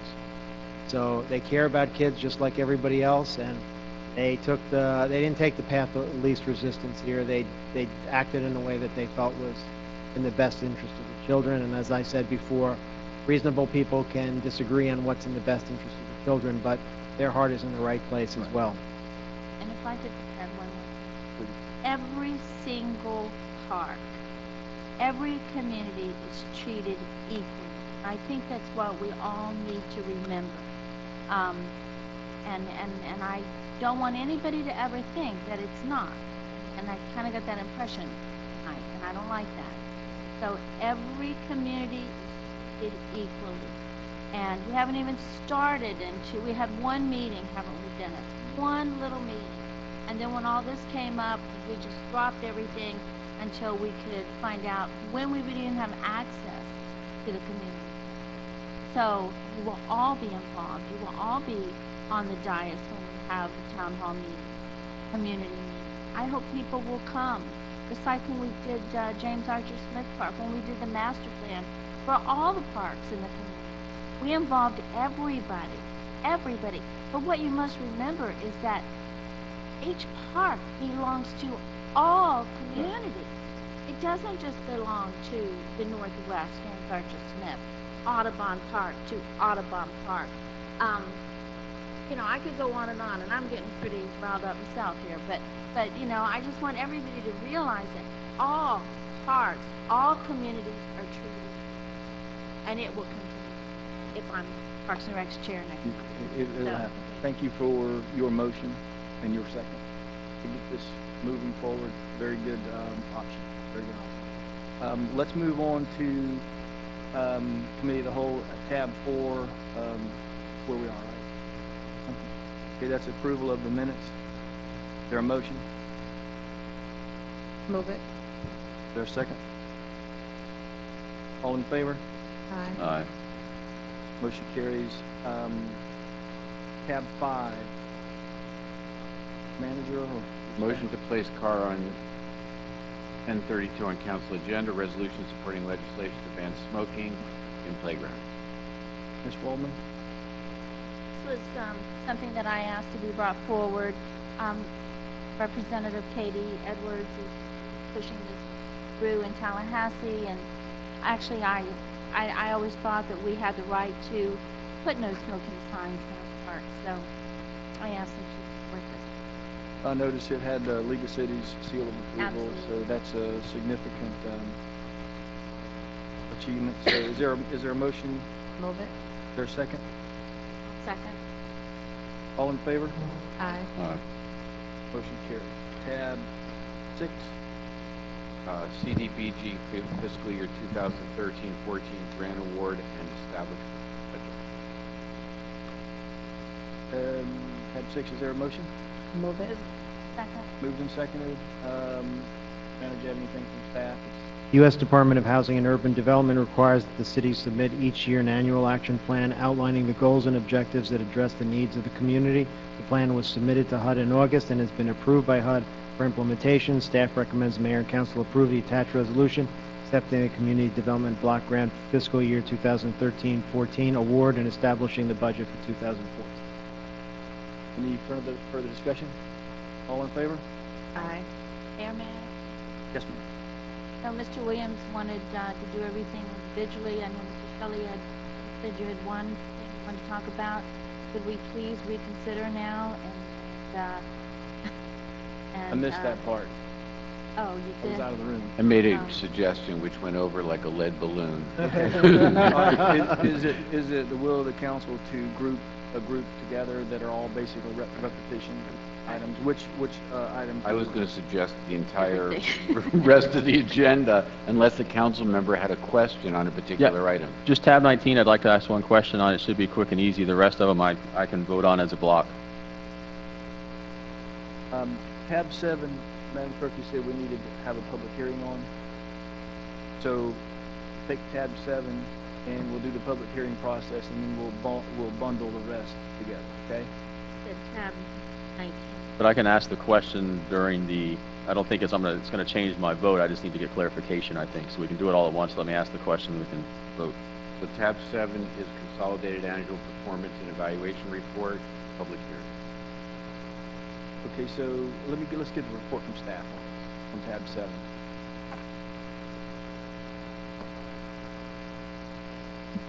While he's doing that, Mr. Mayor, I'd like to request... 7 just needs to be opened up for the public comment, if there's any public comment. If Okay. not, just motion to submit. All right, so this is a public hearing, and I will open up for the public comments. There is no public out there. They all work for the city. I'll close the public hearing. Any comments from council? All in favor? Aye. Do you want a roll call? I'm sorry, roll call, right? No. We made a Yes. motion, right? There was a motion to move it, and it was seconded. Who moved it? Councilman Ballmer. And then this should count, seconded by the vice mayor. Okay, sure. Okay. Sorry about that. The bundling got me confused. Got your point. Okay, so we're gonna take tab 8 through 21. Did we do 6? Did we actually vote on 6? Yes, we did. Did? Okay. So we're gonna take 8 through 21. Help me out, Richard, this was your idea. 21, I don't have 21. I got 20. I give Okay, you well, I 20, got not one too many tabs in there. 20. This is more than we already have. Okay, 8 through 20. Your motion. Is there a motion to bundle 8 through 20 I together? move that. Is there a second? Second. Okay, all in favor? Wait. I gotta ask my question. I'm gonna bundle them together, Okay. and then you ask your question. All right. Okay, bundle them together. All in favor? Aye. On tab 19. Yeah, tab 19, I had a question as it relates to the traffic control jurisdictional agreement.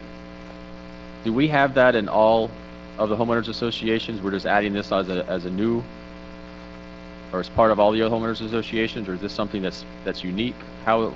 Explain to me this a little bit more about how this is working.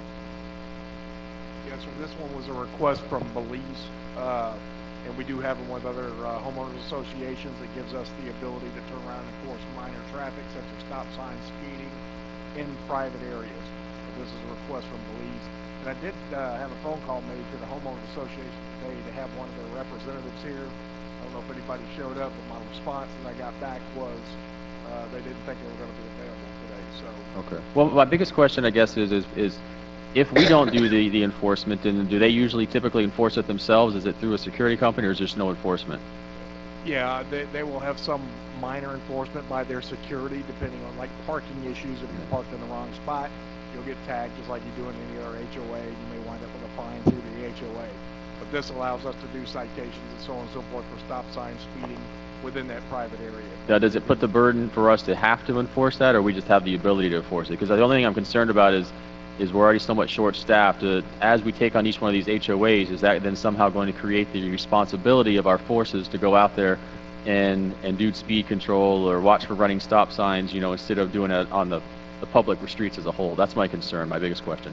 No, most of the time, if they will turn around and send us a request, but it gives our officers who are just on routine patrol through those neighborhoods anyway, the ability, if they see something and run across it, to turn around and have that enforcement action, but nothing requiring us to go out there and do special watches or anything like that. Perfect. That was my question. Thank you. Yes, And Major, excuse me, it is a very common, we've done this on a lot of the associations. Yes, sir. Ever since the establishment of a lot of the HOAs, that became a problem about the enforcement, Exactly. and that's where they began to form. So, yes. Exactly. Okay, Vice Mayor, everything good?